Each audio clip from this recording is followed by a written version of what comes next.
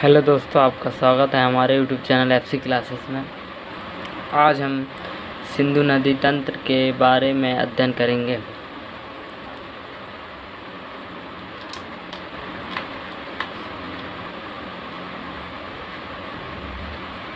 सिंधु नदी का उद्गम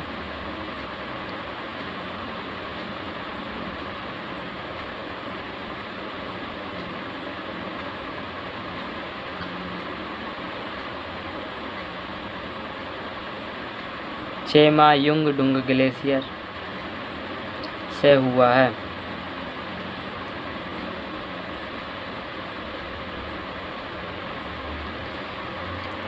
चेमायुंगडुंग ग्लेशियर के पास बोखरचू नामक स्थान से हुआ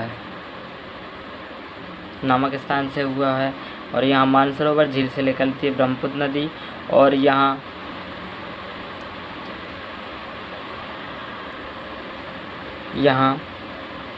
राकसताल नामक स्थान से सतलज नदी का उद्गम हुआ है। यहाँ बोखरचू से निकलती है सिंधु नदी, जो कैलाश पर्वत से होते हुए तिब्बत से भारत में दमचौक नामक स्थान पर पहुँचती है।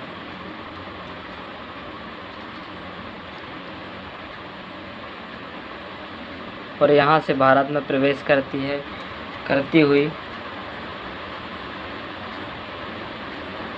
यहाँ पर है लद्दाख सेड़ी,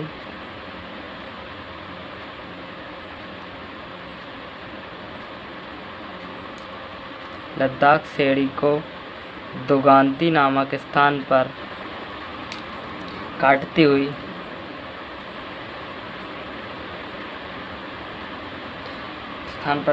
हुई आगे लद्दाख सेड़ी के समांतर बहती हुई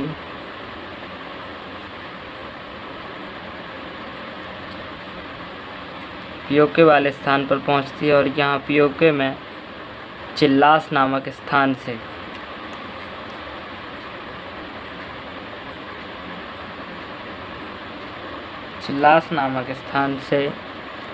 पाकिस्तान में प्रवेश करती है। और पाकिस्तान में प्रवेश करने के बाद यह पाकिस्तान से सीधे बहती हुई कराची नामक स्थान पर पहुंचती है, जो पाकिस्तान पर स्थित है और यहीं पर अरब सागर में डेल्टा बनाते हुए गिर जाती है।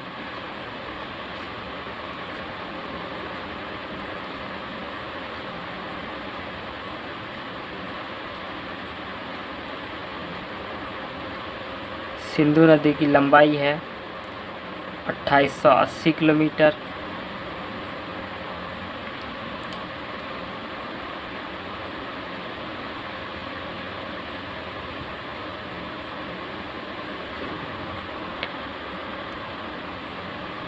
ये सिंधु नदी कंप्लीट हो गई। अब हम देख लेते हैं सिंधु नदी की सहायक नदियाँ। तो सबसे पहले हम देखते हैं लेफ्ट ट्रिब्यूटरी। तो सबसे पहले यहाँ बाड़ा लाचला दर्रा के पास से चंद्राधारा निकलती है पिंग वैली नेशनल पार्क से। Ping valley national park.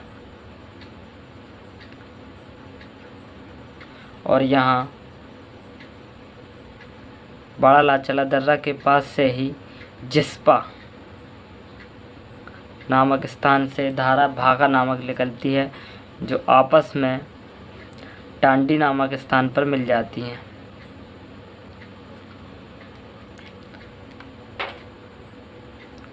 और यहाँ से चेनाब नदी बनती है और यहाँ से बहते हुए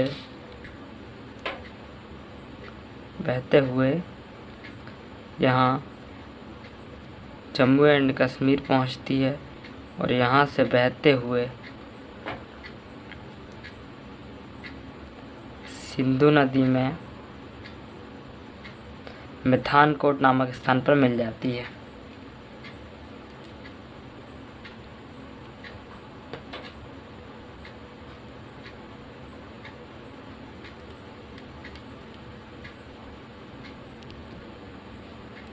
अब यहाँ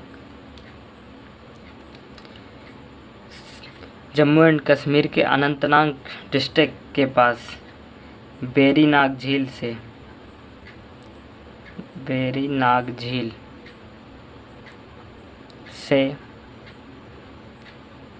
झेलम नदी का उद्गम होता है, जो आगे श्रीनगर से होते हुए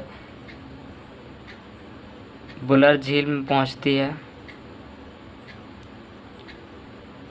और बुलर झील से पानी एकत्रित करते हुए पीओके वाले रीजन में पहुंचती है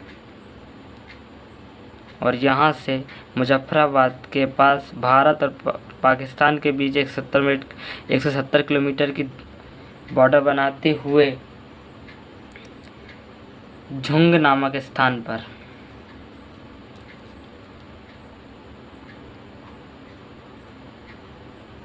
चिनाब नदी पर मिल जाती है और यह नदी यहाँ उरी के निकट से भी गुजरती है।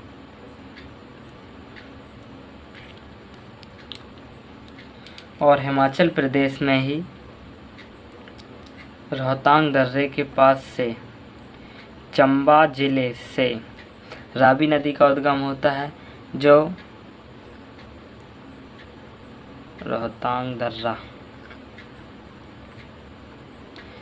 रावी नदी यहाँ से हिमाचल प्रदेश से होते हुए पंजाब और हिमाचल प्रदेश की बॉर्डर से होते हुए पाकिस्तान में पहुंचती है और आगे चलकर पाकिस्तान में सराय सिंधु नामक स्थान पर सिंधु नदी से मिल जाती है।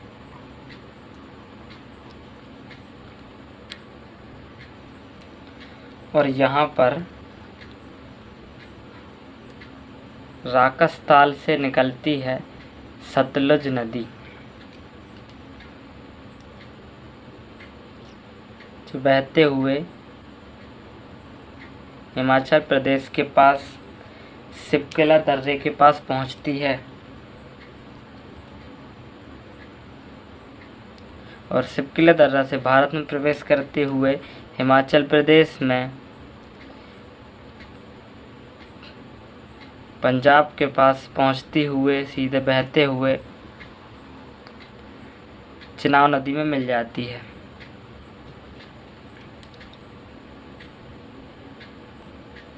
सतलुज नदी का नाम तिब्बत में लांगकेन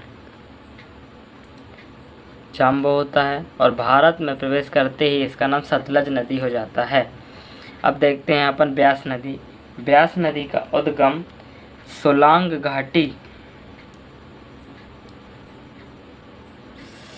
घाटी के पास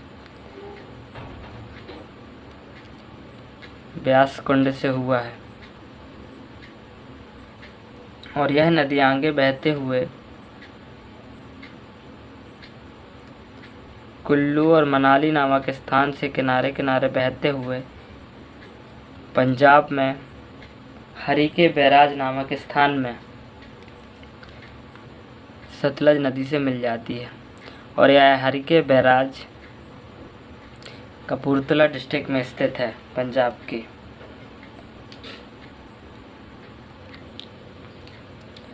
यह है सिंधु नदी, यह है झेलम नदी, यह है चिनाब, झेलम और ये रावी नदी, ब्यास नदी और यह है सतलज नदी।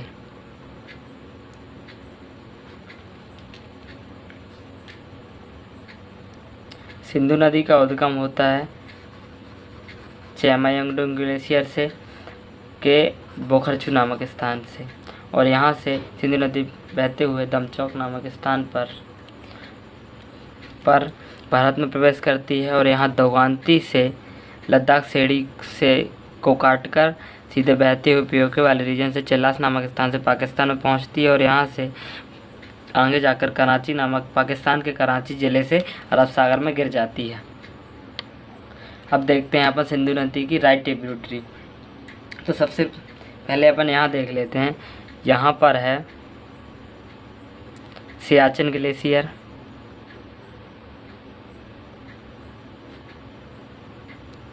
और यहाँ पर है रेमो ग्लेशियर।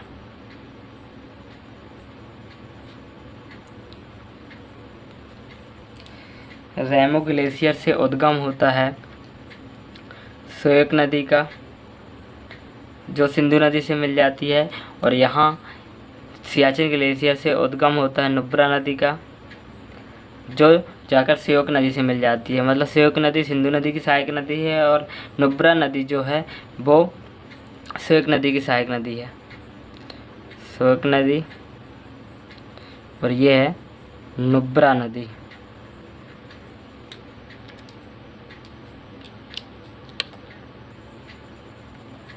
और यहाँ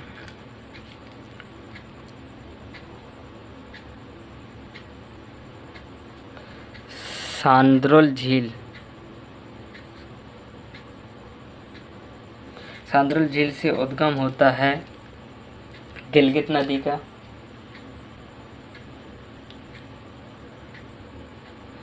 जो जगलौट नामक स्थान पर सिंधु नदी से मिल जाती है। और यहाँ आगे चलकर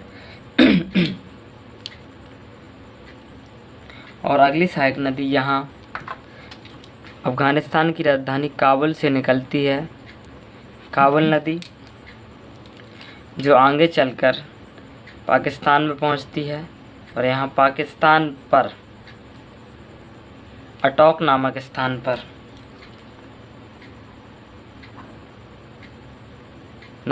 पर सिंधु नदी से मिल जाती है। और काबुल नदी की सहायक नदी, सबसे पहली सहायक नदी है कुनार नदी, जिसका उद्गम होता है हिंदुकुश पर्वत ग्लेशियर से, और यहाँ जलालाबाद नामक स्थान पर हिंदुकुश पर्वत, और यहाँ जलालाबाद नामक स्थान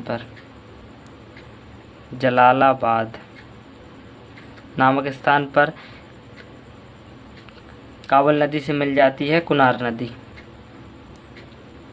और यहाँ अगली नदी निकलती है हिंदुकुश पर्वत से ही, स्वात ज़िले, पाकिस्तान के स्वात ज़िले से, जो आगे चलकर काबुल नदी से पेशावर वादी में मिलती है।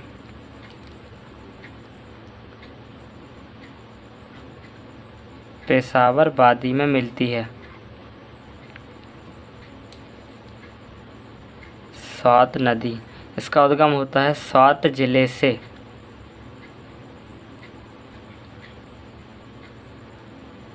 और सिंधु नदी की अगली सहायक नदी है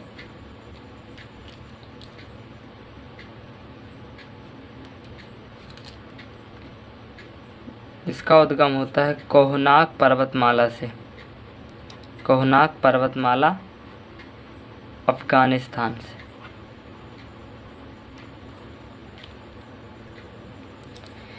कोमल नदी, जो आगे चलकर सिंधु नदी से डेरा इस्माइल खां नामक स्थान में मिल जाती है। यह डेरा इस्माइल खां पाकिस्तान का एक ज़िला है। और गोमल नदी की सहायक नदी है झाब नदी, जो मुर्तजा नामक स्थान पर गोमल नदी से मिल जाती है। यह है गोमल नदी, यह है काबुल नदी, यह है गिलगित नदी। यहाँ से कंप्लीट होती है अपनी सिंधु नदी तंत्र। मैंने आपको राइट ट्रिब्यूटरी बता दिया, लेफ्ट ट्रिब्यूटरी बता दिया। अब देख लेते हैं दोआब क्षेत्र। दोआब क्षेत्र क्या होता है? जैसे कि एक ये नदी है,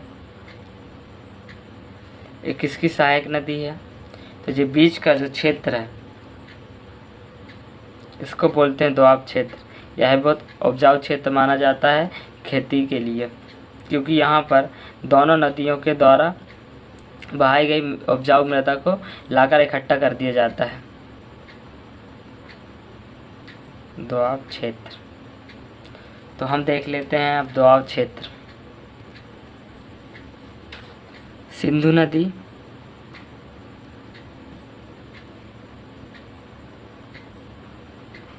और झेलम नदी के बीच के दोआब क्षेत्र का नाम है सिंध सागर दोआब।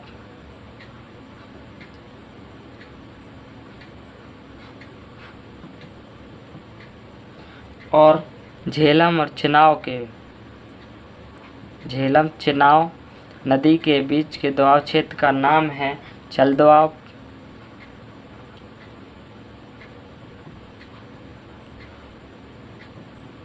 और अगली चिनाब एवं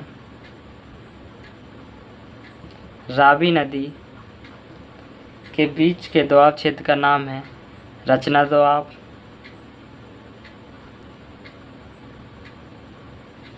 रावी एवं ब्यास नदी के बीच के दोआब क्षेत्र का नाम है बारी दोआब।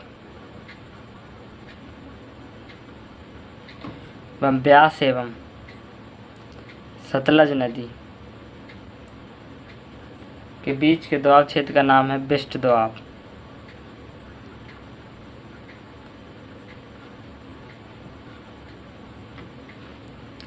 सिंधु एवं झेलम के बीच के दोआब क्षेत्र का नाम क्या है? सिंध सागर दोआब। और झेलम एवं चिनाब के बीच के क्षेत्र के दोआब का नाम क्या है? चल दोआब। और चिनाब एवं रावी के बीच के दोआब क्षेत्र का नाम क्या है? रचना दोआब। एवं रावी एवं ब्यास के बीच के दोआब क्षेत्र का नाम क्या है? बारी दोआब। ब्यास एवं सतलज के बीच के दोआब क्षेत्र का नाम क्या है? बिष्ट दोआब। अब एक बार हम सिंधु नदी तंत्र का क्विक रिवीजन कर लेते हैं। तो सिंधु नदी का उद्गम होता है बोखर्चू नामक स्थान से और यह आगे चलकर दमचौक नामक स्थान से भारत में प्रवेश करती है और दोगांती से भारत से लद्दाख सेड़ी को काटती हुई लेह के किनारे यहाँ से पीओके वाले क्षेत्र से पहुँचते हुए चिल्लास नामक स्थान से पाकिस्तान में प्रवेश करती है। और पाकिस्तान में बहते हुए कराची जब पहुँचती है तो वहाँ अरब सागर में 2880 किलोमीटर की दूरी तय करके डेल्टा बनाकर गिर जाती है। अब ले सिंधु नदी की सहायक नदियाँ। सबसे पहले देखते हैं बाएं हाथ की सहायक नदियाँ। तो सबसे पहले है चिनाब नदी। चिनाब नदी का उद्गम होता है, यहाँ से निकलती है, कौन सी धारा निकलती है? भागा। यहाँ से निकलती है भागा और यहाँ से निकलती है चंद्रा।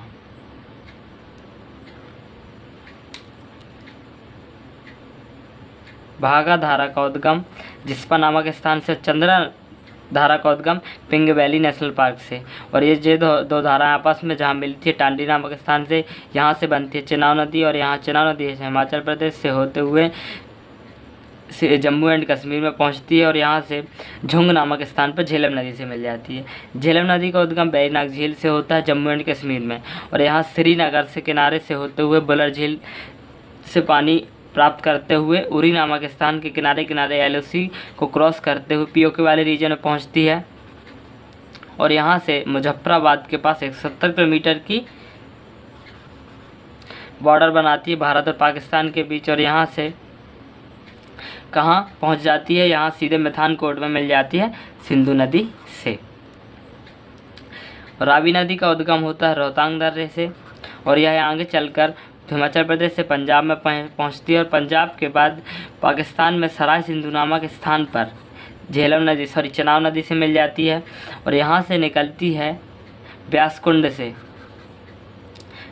से निकलती है ब्यास नदी, जो आगे चलकर सतलुज नदी से पंजाब में हरी के बैराज नामक कपूरथला ज़िले में मिल जाती है।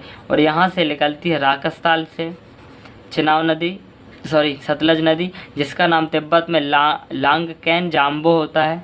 और यह भारत में शिपकला दर्रा से प्रवेश करती है और इसका नाम हो जाता है सतलज नदी। और यहाँ से हिमाचल प्रदेश से होते हुए पंजाब में हरिके बैराज में ब्यास नदी मिलती है और यहाँ से पाकिस्तान में पहुँचती है और यहाँ चिनाब नदी को अपना पानी देते हैं और यह मुख्य धारा पठानकोट में मिल जाती है सिंधु नदी से। और अब देख लेते हैं दाएं हाथ की सहायक नदियाँ। सबसे पहले रेमो ग्लेशियर से निकलती है सोएक नदी और जो जाकर सिंधु नदी से मिल जाती है। और यहाँ सियाचिन ग्लेशियर से निकली है नुब्रा नदी जो सोएक नदी से मिल जाती है। यहाँ सांद्रुल झील से निकलती है गिलगित नदी जो आगे चलकर जगलौट नामक स्थान पर सिंधु नदी से मिल जाती है पाकिस्तान में। और यहाँ से निकलती है अफगानिस्तान की राजधानी काबुल से काबुल नदी और जाकर अटोक नामक स्थान पर सिंधु नदी से मिल जाती है। और यहाँ से कुनार नदी का उद्गम होता है हिंदू कुश पर्वत से जो कुनार नदी बहते हुए काबुल नदी से जलालाबाद में मिल जाती है।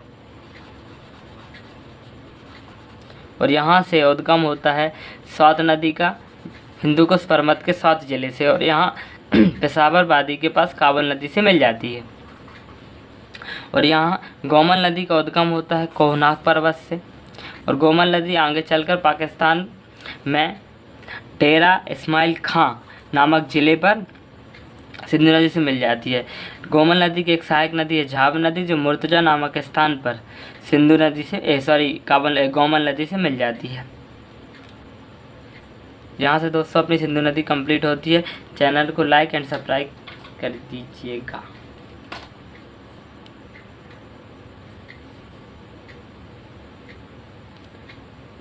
सिंधु नदी पे एक कंपटीशन में पूछने वाला एक अक्सर सवाल हम और देख लेते हैं कि इन सिंधु नदी की सहायक नदियों का पुराना नाम क्या है। तो सबसे पहले झेलम नदी का पुराना नाम है बितस्ता। झेलम नदी का पुराना नाम है बितस्ता। और चिनाब नदी का पुराना नाम है अस्कनी।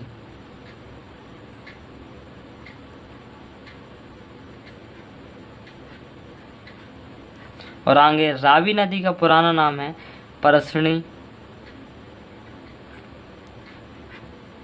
और आगे देखते हैं ब्यास नदी का पुराना नाम है बिपाशा। और सतलुज नदी का पुराना नाम है शतुद्री। यहाँ से कंप्लीट होती है अपनी सिंधु नदी। सिंधु नदी में इससे बाहर कंपटीशन में कोई भी क्वेश्चन नहीं पूछा जाता। आप इतना ही तैयार कर लीजिए, आपके लिए पर्याप्त है। धन्यवाद। जय हिंद, जय भारत।